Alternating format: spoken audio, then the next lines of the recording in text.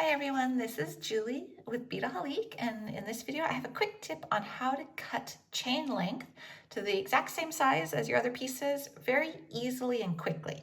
So often we'll make projects that require cut pieces of chain. So I have an example here of this necklace. It required a series of different pieces of chain that were all the same length so that it would sit right when you wear it. So that's why it's important. If you have a pair of earrings or a necklace, you want to make sure your chain lengths on either side are the same so that your piece of jewelry wears correctly and doesn't look off kilter or strange.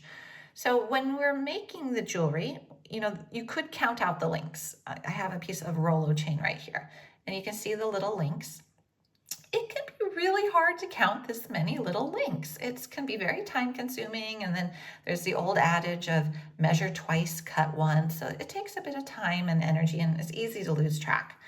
My method is very simple, and it's a little bit of a jewelry, like I said, quick tip or a little jewelry hack. And what we're going to do is we're going to first determine the length of the first piece of wire that we want. So let's just cut it. Let's just say that we're making a pair of earrings and we want a piece of chain this long. Okay. So maybe you measured it, it's 2 inches, it's 3 inches, it's 5 inches, whatever it may be. So you've got that. Now what we're going to do is we're going to take a piece of wire or a head pin, and you are going to put it through the very end link, and you're going to pick it up. So this is what we have now. So your wire can be any type of wire as long as it is straight. Being straight is the key.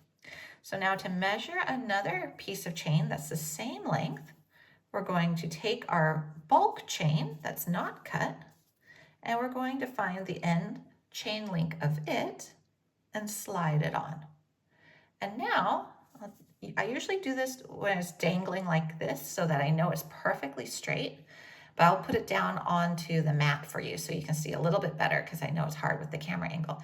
Basically what we're going to do is we're going to hold them side by side with that straight top, and we're going to see where the matching chain link is on the uncut part of chain. So we're going to put them down.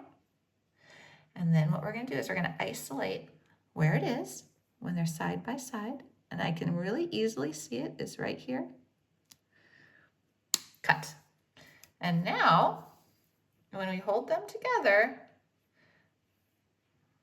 on their little piece, we know that we've got two that are the same length. And that's how I did this project here. That's how I do all my projects when I'm using chain. I don't actually count the links because it is way too time consuming and I do lose track way too easily.